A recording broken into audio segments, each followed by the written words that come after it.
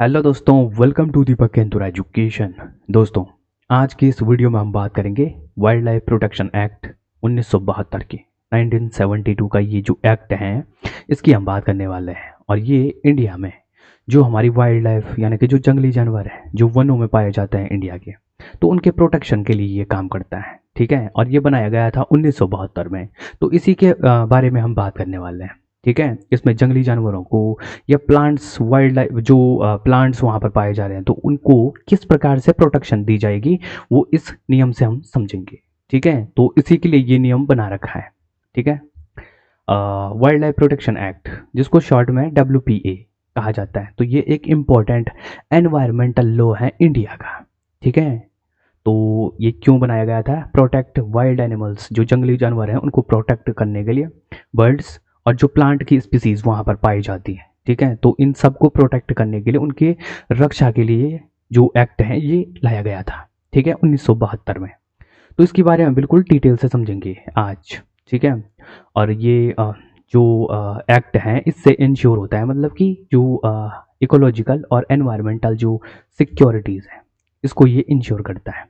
ठीक है, और जो जंगली जानवर हैं, प्लांट वाइल्ड लाइफ है वहाँ की, उनकी मतलब कि उनकी प्रोटेक्शन का ये ध्यान रखता है। इसी के लिए लाया गया था ये वाइल्ड लाइफ प्रोटेक्शन एक्ट। ठीक है, तो अब इसके ऑब्जेक्टिव्स देख लेते हैं, इसके उद्देश्य क्या है। तो जैसे कि हमने कहा कि इसकी जो उद्देश्य है वो है वाइल्ड लाइफ और बायोडाइवर्सिटी को प्रोटेक्ट करना। ठीक है, वाइल्ड लाइफ जो जंगली जानवर हैं और वहाँ पर जो पाए जाने वाले पेड़ पौधे हैं, ठीक है, जंगलों में, वनों में। फिर है प्रिवेंशन ऑफ पोचिंग। पोचिंग यानी कि जो जंगली जानवरों की जो तस्करी होती है, ठीक है, उनकी खाल के लिए, उनके अलग अलग अंगों के लिए, ठीक है, उनकी हंटिंग होती है या इलीगल ट्रेड होता है उनका।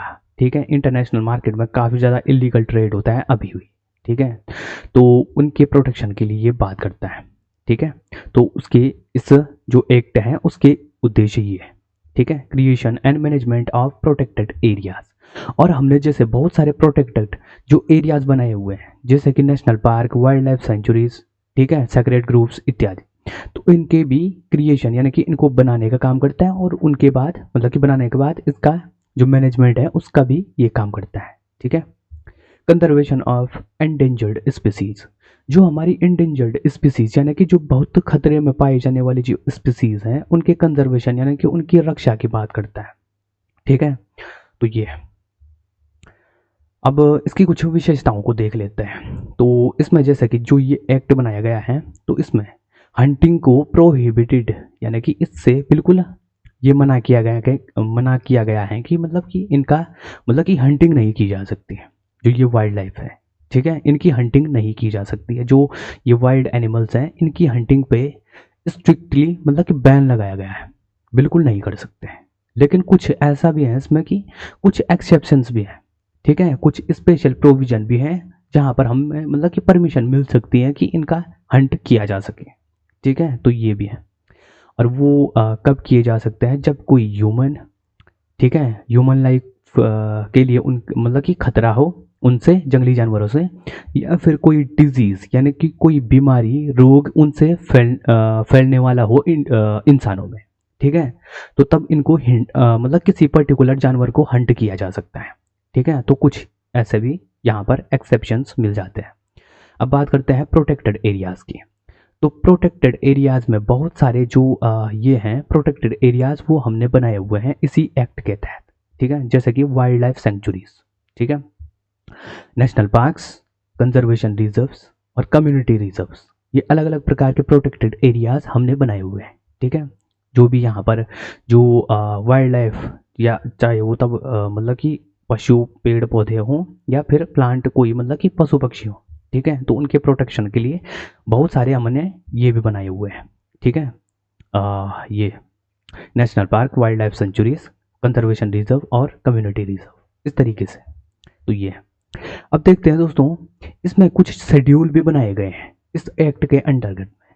मतलब कि इस एक्ट के अंदर बहुत सारे शेड्यूल भी हैं, मतलब 6 शेड्यूल हैं इसमें, जो कि डिफरेंट लेवल की प्रोटेक्शन को प्रोवाइड कराते हैं। ठीक है, इसमें जैसे कोई जानवर है तो उसको अलग अलग प्रकार से प्रोटेक्शन वो कराता है, प्रोवाइड कराता है ये एक्ट। ठीक है, जैसे कि मतलब कि शेड्यूल 1 में जो जानवर होगा तो उसको हाईएस्ट प्रोटेक्शन दी जाएगी, जैसे कि टाइगर, लायन और एलिफेंट है। ठीक है, जैसे मतलब कोई पर्टिकुलर जानवर किसी शेड्यूल में रखा हुआ है तो उस शेड्यूल के अनुसार उनको उसके लेवल पे प्रोटेक्शन दी जाएगी। जैसे कि शेड्यूल 1 के जो जानवर हैं उनको हाईएस्ट प्रोटेक्शन दी गई है, इसमें टाइगर, लायन और एलिफेंट। ठीक है, ईटीसी इस प्रकार के कई जानवर आते हैं। ठीक है, शेड्यूल 1 में। अब आते हैं ये शेड्यूल 2। और दोस्तों, जैसे शेड्यूल 1 के जानवर हैं तो इसमें बहुत मतलब कि इन पे जो मतलब कि इनको मारा नहीं जा सकता है। जो भी इसमें जंगली जानवर होंगे उनको मारा नहीं जा सकता।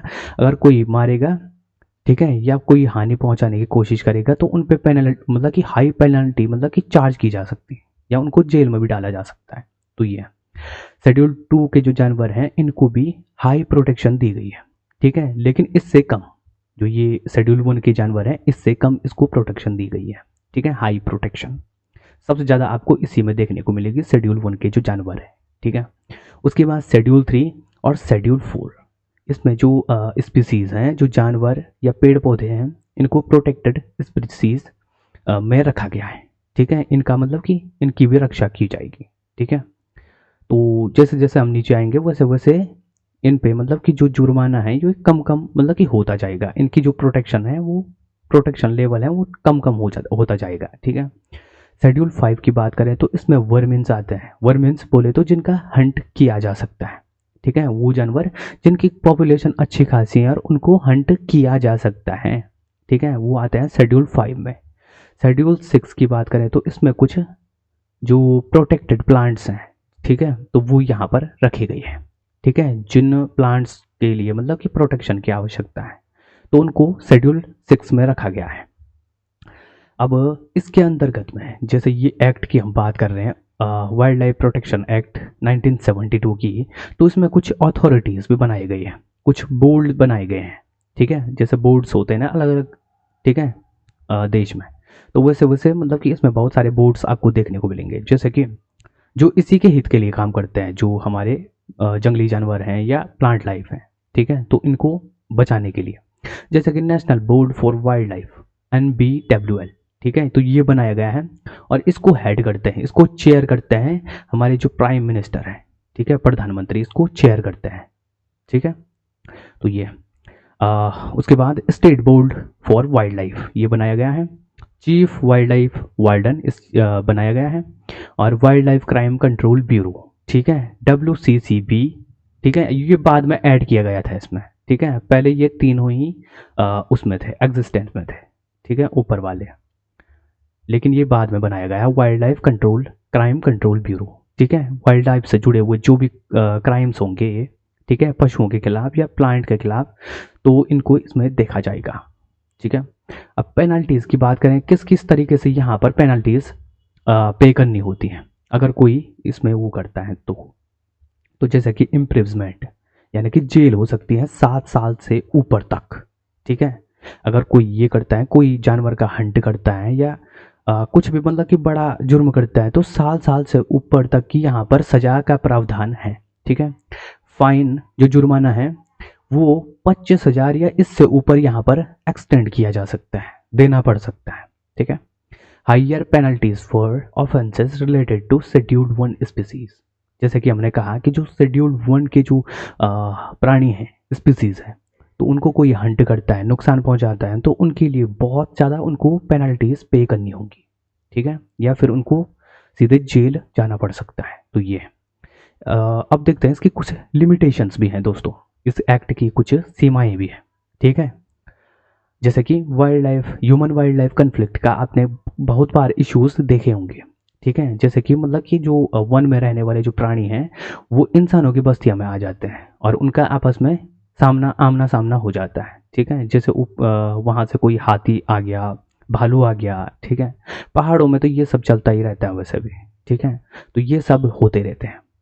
दूसरा है एनफोर्समेंट चैलेंजेस, जैसे हमारे पास बहुत सारे कानून लॉज हैं। ठीक है, लेकिन उनको मतलब कि लागू करने से लेकर मतलब कि उनका थोड़ा मतलब कि उसमें चैलेंजेस फेस करने होते हैं। ठीक है, कानून तो पूरे हैं पर ऐसा है कि नियम तो सबके लिए सब हैं हमारे पास, पर उनको मतलब कभी कभी लागू करना कठिन हो जाता है, तो ये भी इसमें प्रॉब्लम है। ठीक है।